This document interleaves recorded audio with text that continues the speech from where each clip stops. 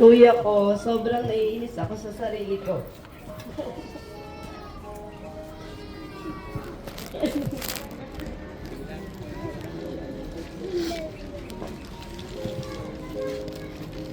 Sobrang naiinis ako sa sarili ko kasi wala ka na, hindi man lang ako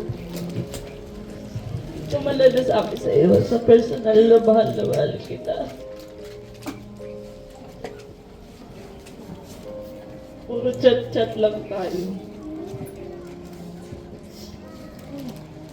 Ang sabi ko, babawi ako this year sa lahat ng kabutihan mo sa akin. Aayusin ko na yung sarili ko. Sobrang miss na kita. Hindi ko alam ang gagawin na wala na akong kuya. Gusto kong mag-sorry sa iyo, kuya. Hindi man lang ako nakabawi sa iyo. Kaya babawi ako sa mga anak mo kahit paano sa lahat ng makakaya ko. Gusto kong mag-sorry sa iyo dahil effort lang ang kaya ko. Wala akong financial na may aambag, kundi yung effort. Tsaka yung mga asikaso, yun lang yung kaya ko sa ngayon. Yung presence ko. Wala talaga eh. Sana maintindihan mo ako, kuya. Lahat gagawin ko, makatulong lang sa maliit na bagay. Magpahinga ka na sa piling ni God. Sana masaya ka, kuya. Kuya ko, wala nang magtatanggol sa akin pag inaaway ako ni JR. Wala nang gugulpi kay JR. Wala nang mag-aabot sa akin gabi-gabi ng donut, burger, Jollibee. Kahit hindi alam ni Angelo. Tapos, kapag kinakapos ako sa tuition, inaabotan niya ako ng patago para wala lang away. Ayun lang. Mahal na mahal kita. Diba? There's a lot of golden memories na iniwan sa atin si JR. Make this day simple but special. Na? Simple pero special para sa kanila. So, sige ma'am, meron pa po ba?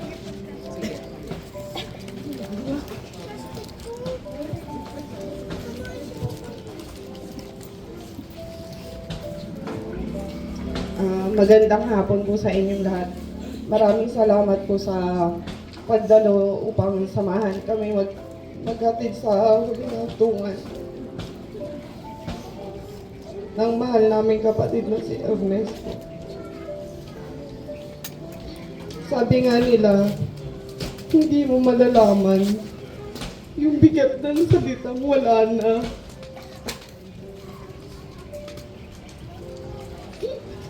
Hanggat hindi mo nararanasang ipunin yung lahat ng tapang.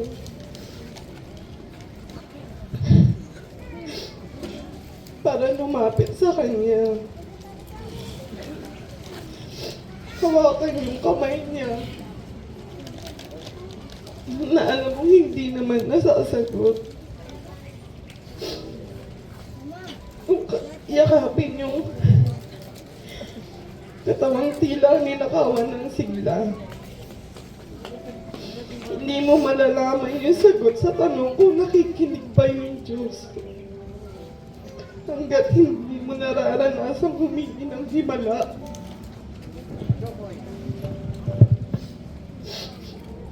Hindi para bumalik sila, kundi para bumalik yung oras na kaya mo pa silang iligtas. Pero sa dulo, matutuklasan mo, ang himala ay hindi dumadating sa mga nagmamakaawa, kundi sa mga handang tanggapin na wala na nga sila. At doon, sa gitna ng lamig at pag-asang huli na, malalaman mong hindi sakit, kundi sa katotohanan hindi ka nababalik, kuya. Unti-unti nang nauubos yung mga tao, kanya-kanya na ulit nag-aalisan. Babiyahe na sila. St. Lianas yan na malapit na matapos yung sandaling makakasama ka namin.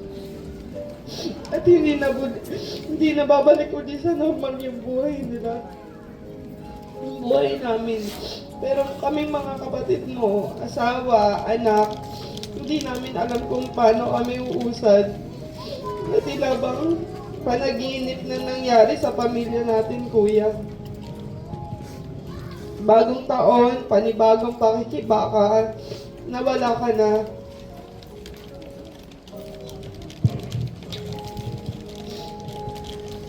Sa ngayon, kailangan naming harapin yung bukas na wala ka na. Sa edad na 29, masasabi natin masyadong maaga yung paglisa ni Ernesto, ni Ercet o ni JR. Napakarami pa sana niyang pangarap, hindi lang para sa sarili niya, kundi lalo na para sa mga asawa at dalawang maliit na anak niya. Ngunit sa kabila ng ikli ng kanyang buhay, nag-iwan siya ng mga bakas na hindi mabubura sa aming mga puso. Isang haligi at bilang kaibigan, kilala naman nating lahat bilang isang taong mabait, masipag at laging handang tumulong. Hindi siya marunong tumanggi kapag alam niyang may nangangailangan. Sa katunayan nga, yung pagiging easy to get along with ang kadahilanan kung bakit napakarami niyang kaibigan. Kung saan siya pumunta, lagi may bumabati sa kanya, lagi may nakikipagkwentuhan. Kasi nga, ganun siya makipagkaibigan.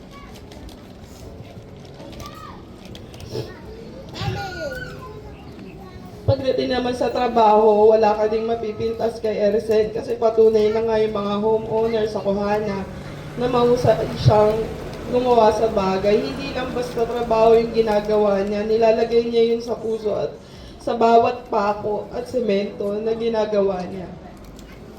Kaya naman hindi nakakapagtaka na maraming amo yung natutuwa sa kanya. Laging maraming tumatawag, laging siya yung hinahanap. Kasi bakit? Dahil siya pinagkakatiwalaan. Sa panahon kasi ngayon, mahirap na makahanap ng taong hindi lang magaling sa trabaho, kundi tapat para sa ginagawa niya. Iyan, Sir Sen. Siyempre, yung hilig na, hindi naman natin mapagkakaila. Gusto niyang magmotor palagi. Kahit nga na-aksidente na siya, nagpagaling lang, nagmotor na naman. Siguro, sa bawat biyahe niya, doon niya nakukuha yung lakas para muling humarap sa mabigat na trabaho kinabukasan para sa kanyang pamilya. Pero yun nga, may mga pamana din na pagmamahal na iniwan niya si Kuya. Kung meron mang isang papel na pinagmamalaki si Kuya, Sir Sen, yun yung pagiging isang asawa at ama. Sa kanyang asawa at dalawang anak. Siya yung laging sandigan. Nakita namin kung paano niyan ibuwasin lahat ng pag-aaruga niya. Yung mga hindi niya naranasan. O gusto niyang masiguro na yung mga anak niya nasa mabuting kalagayan. Alam namin na huwaran yan. Laging nandyan, gumagabay. Hindi nga lang sa pagiging ama, pagiging kapatid, pagiging anak. Kasi ganun nga yan magmahal. Kahit anong trabaho, mabigay lang yung pangangailangan ng mga anak ng maluwag, pinapasok niyan.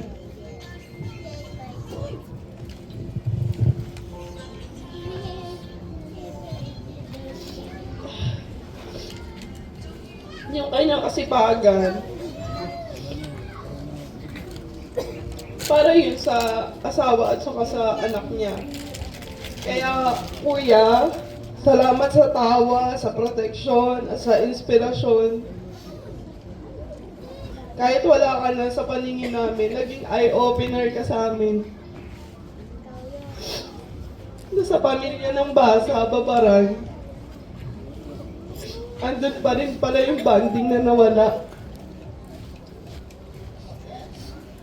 Nagpapasalamat ako. Nagpapasalamat kaming lahat sa mga nakiramay. Sa mga pinsa namin. Sa mga tito namin, tita namin. Na hindi namin expected na ganun pala yung pagmamahal niyo sa amin. Kasi akala nga namin, Since nagkaroon na ng gap sa pamilya namin, kanya-kanya na tayo.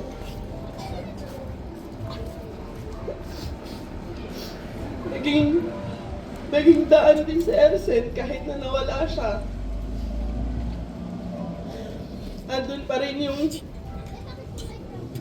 aral na iniwan niya na nakakamiss din pala kapag nandyan yung mga pamilya mo.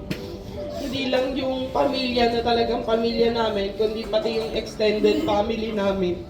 Kaya maraming salamat sa mga tulong mula sa day 1 hanggang matapos. Hanggang sa andito na, ililibing na nga natin, andito pa rin kayo. So, kuya,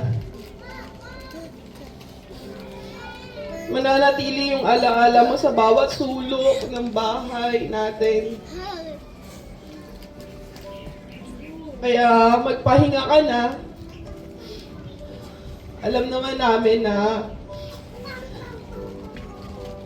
binigay ng pamilya natin yung best. Kaso nga lang na kinuha ka na ni Lord eh.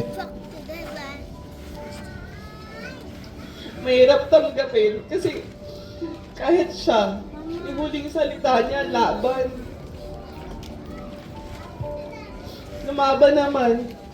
Iba't ibang ospital na yung pinuntahan, pero sabi nga nila, kapag oras mo na, oras mo na. Hindi lang namin matanggap agad yun. Kasi hindi din namin ine-expect. Kaya kuya, kung naririnig mo man kami ngayon, alam mo naman na mahal ka namin. Hindi namin papabayaan yung pamilya na iniwan mo. Tsaka yung hiling mo na nagsabi ka na nakakaawa naman si Baby Angelito kasi wala siyang kasama.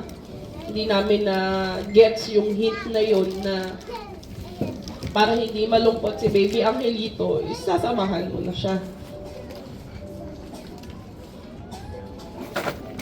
Maraming salamat kasi kahit na wala kaming kuya, ang tingin namin sa kanya is kuya talaga.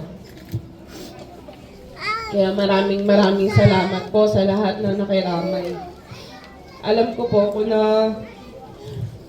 kung nandito sa Ersen, lahat po ng mga kaibigan na nakiramay, nakilibing, tuwang-tuwa po yan.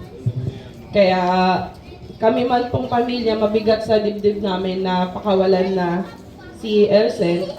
Siyempre, mag-move on po tayo pare-parehas. Kasi sabi nga nung ate namin, hindi naman pwedeng tumigil yung mundo namin dahil lang wala na siya.